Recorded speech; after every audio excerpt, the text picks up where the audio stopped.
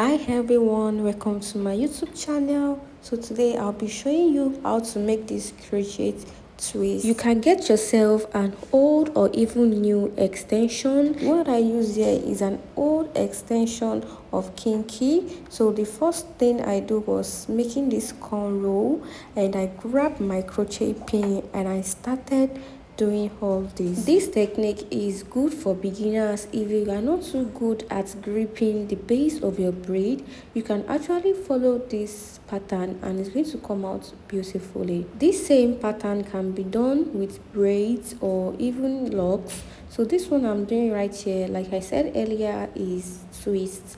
So this Kinky twist is a very old extension that I have, and this is what I can just use as tutorial.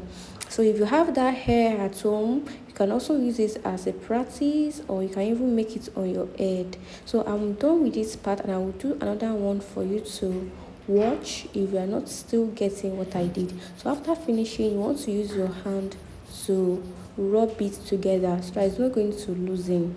So this is the next one.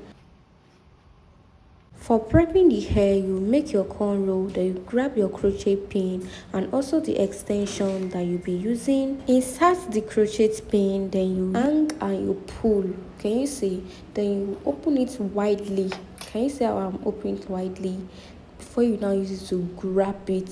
This is a very slow motion that I can show you, and after that you start your twisting. There are two types of twisting. I have said it earlier on my videos. If you go and watch it, there's the one that you do the forward method and there's the one that you do the backward method for. So if you want your twisting to be tight, that is where I talked about the backward method. But if you want it to be losing, like this Kinky, if I want to make it tight and not look it natural like this, I'll make it in the form of backward twist.